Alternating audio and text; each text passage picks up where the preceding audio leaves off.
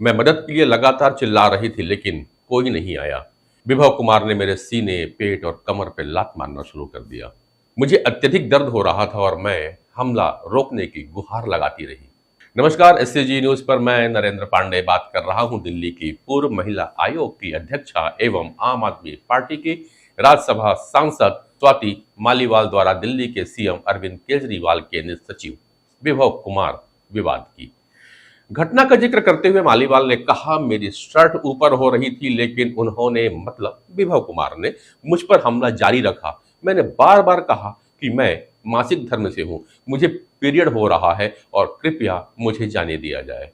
मुझे असहनीय दर्द हो रहा था लेकिन विभव ने पूरी ताकत से मुझ पर हमला जारी रखा। घटना 13 मई की है और जब से यह खबर आई है तब से यह सवाल हवा में तैर रहा है कि इस शर्मनाक घटना के पीछे का कारण क्या था। कहानी थोड़ी जटिल लग रही है क्योंकि विभव कुमार केजरीवाल के एनजीओ के दिनों से ही उनके करीबी सहयोगी के रूप में काम कर रहे हैं और मालीवाल का उस सेटअप में लंबे समय तक अपना एक कद रहा है। सूत्रों की माने तो मालीवाल पर केजरीवाल के करीबी सहयोगी द्वारा हमले की वजह आपके राज्यसभा सांसद के रूप में पद छोड़ने के लिए तैयार पूर्व मसौदा त्याग पत्र पर हस्ताक्षर करने से इनकार करने को माना जा रहा है। सूत्र कहते हैं कि पार्टी नेतृत्व मालीवाल की सीट को एक वरिष्ठ वकील को देने को इच्छुक है जो अदालतों में केजरीवाल का मुकदमा देख रहे हैं।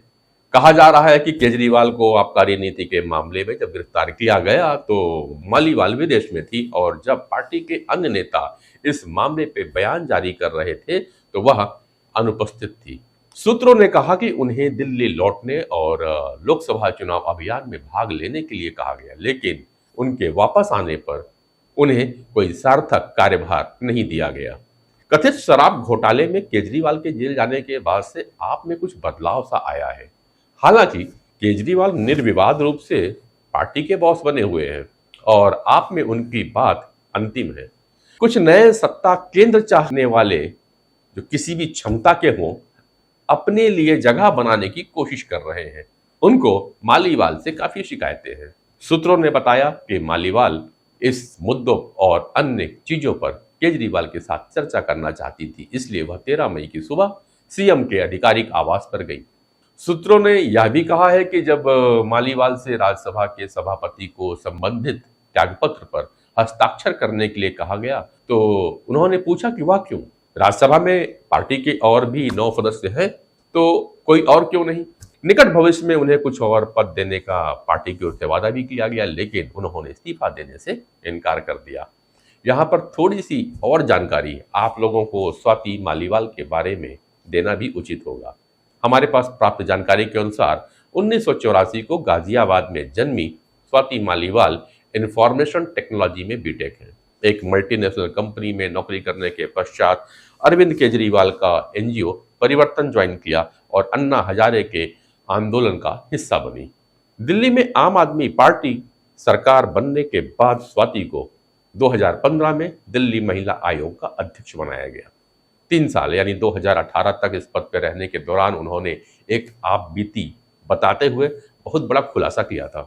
स्वाति मालीवाल ने अपने पिता पर यौन शोषण का आरोप लगाया था। उन्होंने बताया था कि उनके पिता गुस्से में उनकी चोटी पकड़कर पिटाई किया करते थे। 2024 में उन्हें राज्यसभा के लिए मनोनीत किया गया और इसके बाद उन्होंने आयोग से इस्तीफा देकर सांसद बन गई। दिल्ली महिला आयोग की अध्यक्ष रहते हुए स्वाति मालीवाल ने एक बार खुद को एक कार द्वारा 10 से 15 मीटर तक घसीटे जाने का केस भी दर्ज कराया था। घटना के बारे में तब ट्वीट करते हुए उन्होंने लिखा था कि देर रात में दिल्ली में महिला सुरक्षा के हालात का इंस्पेक्शन कर रही थी, तब एक गाड़ी वाले ने नशे की हालत में मुझसे छेड़छाड़ की और जब मैंने उसे पकड़ा तो गाड़ी के शीशे में मेरा हाथ अंदर चला गया, शीशा बंद हो गया और मुझे घसीटा गया। भगवान का शुक्र है कि मेरी जान बच गई। यदि दिल्ली में महिला आयोग की अध्यक्ष सुरक्षित नहीं है तो हाल सोचिए क्या होगा। तब पुलिस ने आरोपी हरीश चंद्रा को गिरफ्तार कर लिया था। बताते हैं कि यह हादसा उस वक्त हुआ जब स्वाति मालीवाल अपनी टीम के साथ फुटपाथ पर खड़ी थी। आरोपी जब स्वाति को घसीट रहे थे तब फुटपाथ पर खड़े मालीवाल के साथी इस घटना का वीडियो बना रहे थे। वैसे विभव कुमार का भी विवादों से पुराना ही नाता रहा है। 2007 में विभो पर एक सरकारी कर्मचारी के साथ कथित मारपीट का आरोप लगा था, जिस पर स्पेशल सेक्रेटरी विजिलेंस ने विभो की सेवाएं तत्काल प्रभाव से खत्म करने का आदेश जारी कर कहा था कि उनकी नियुक्ति पर निर्धारित प्रक्रिया और नियमों का पालन नहीं किया गया है, इसलिए यह नियुक्ति शून्य करार की जाती है। चर्चा तो यह भी है कि दिल्ली की आबकारी नीति में कथित अनियमितताओं के मामले में केजरीवाल की गिरफ्तारी के बाद यह सवाल उठने लगे कि मालीवाल और पार्टी के एक और सांसद राघव चड्ढा मुख्य रूप से केजरीवाल की रिहाई की मांग करते हुए नजर क्यों नहीं आ रहे हैं।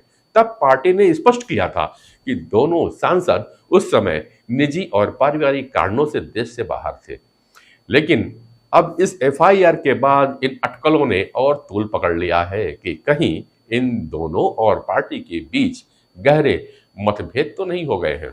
इसके अलावा सांसद होने के नाते मालीवाल पर हमला होना सांसद की विशेषाधिकार के हनन का मामला भी बनता है। ऐसे मामलों पर अमूमन संसद भी संज्ञान लेती है और संबंधित लोगों संस्थाओं को नोटिस जारी करती है, मगर मालीवाल के मामले में अभी तक ऐसा कुछ नहीं हुआ है, इसलिए किस्सा अभी भी थोड़ा सा संदेही बना हुआ है।